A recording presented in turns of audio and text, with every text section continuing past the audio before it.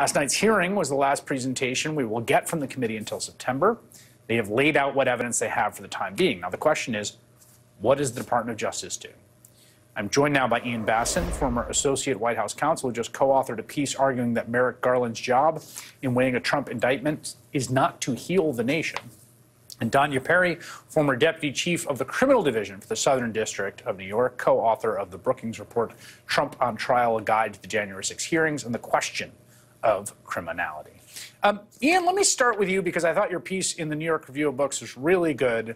It argues a point about how Garland and others at DOJ should be approaching the question.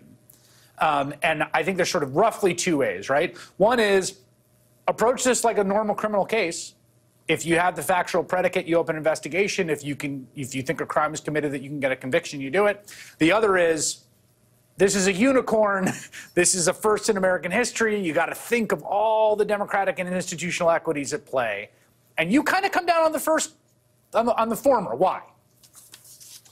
Because what the piece explains is that the Attorney General's job is both narrower and frankly simpler than a lot of people have argued. It's to determine if there's sufficient evidence to convict Trump of federal crimes, and if the traditional principles of federal prosecutorial discretion point in favor of indictment, which in this case they do, then he has to indict. And the reason for that, and Erica Newland, who co-authored this piece with me, who was a law clerk to then Judge Merrick Garland, the reason for that is because Garland's jurisdiction is limited by the founders' design. The founders understood that there may be moments in the life of a nation when extending an olive branch to, as Alexander Hamilton put it, rebels or insurrectionists would be necessary to heal the nation, to mend the nation.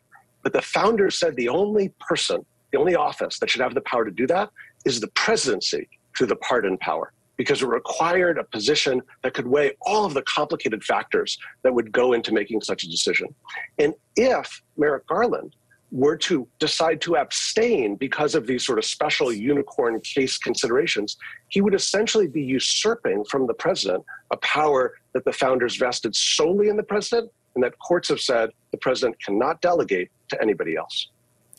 I thought that I had not thought of it that way. I found it an incredibly persuasive argument. It's not his job to figure out, like, what mercy will save the nation from, you know, and you know, the Whiskey Rebellion, I think a bunch of the folks, one of the first insurrections taken up against the U.S. government, that Washington gets back on his horse and rides into town to put down. A bunch of them got pardons, if I'm not mistaken, for their role as a sort of, you know, we need to heal the nation kind of decision, but it's a decision made after the normal processes. And on the question of the normal processes, Danya, I think there's a sort of interesting dynamic where, like, the committee is clearly frustrated.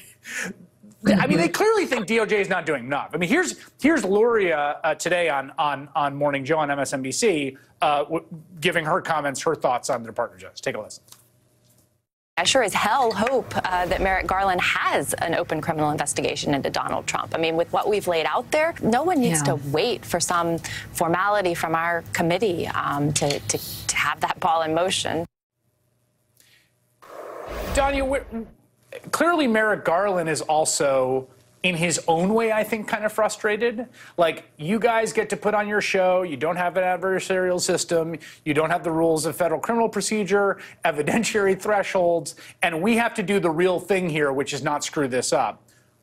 What do you think is happening in Department of Justice? Do you think on the facts alone there is enough right now for what Luria said, the factual predicate to open a criminal investigation?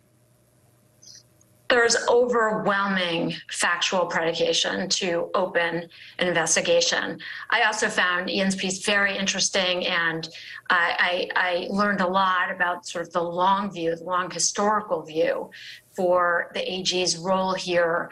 But it's also been codified in a way, it's been memorialized what his role is and what DOJ's role is in the Department of Justice manual. And that says very simply that a prosecutor should pursue charges if there is, in the prosecution's view, probably sufficient evidence to obtain and sustain a conviction. There is more than that in this case. And that manual also explicitly prevents the prosecutors from looking at such considerations as the popularity or unpopularity, political or otherwise, of a potential target of an investigation.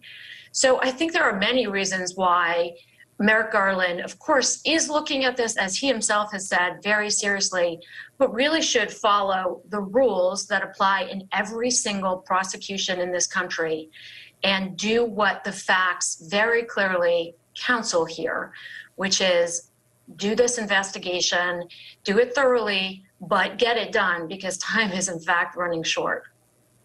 Well, that's the question, timing, too, Ian. I mean, one of the things Garland says is, look, we don't do these in public, and that's true. And I think, honestly, the nation learned how dangerous it is when they do things in public during 2016 when James Comey, put on the James Comey show about an FBI investigation into one of the candidates, to enormous consequence. What do you think about timeline and the sort of public-facing nature, if any, that there should be from DOJ? And Danya, I'll ask you the same question after Ian.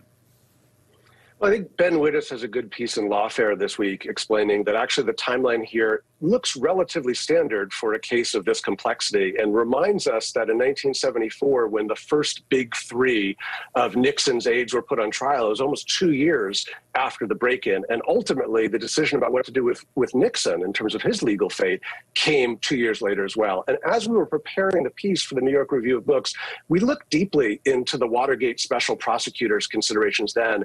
And not only did the founders take the view that the Attorney General's job was limited and it wasn't his job to decide about grace, but that was the view of the Watergate special prosecutor as well. In this situation, if there are facts are sufficient to indict, then the Attorney General has only one option, and that's to indict. What do you think, Danya?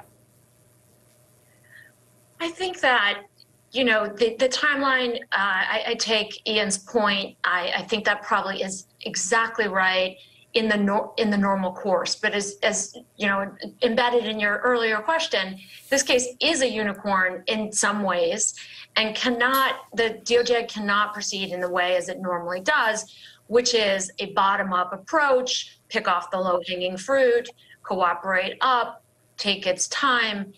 There is a timeline here. There is some urgency here because of the upcoming elections and because of DOJ guidelines, which also do not allow for prosecutions and overt investigations when there is a pending a campaign or an election. All right, Ian Bassin and Danya Perry, that was really illuminating. Thank you both. Enjoy your weekend. Coming up, the political...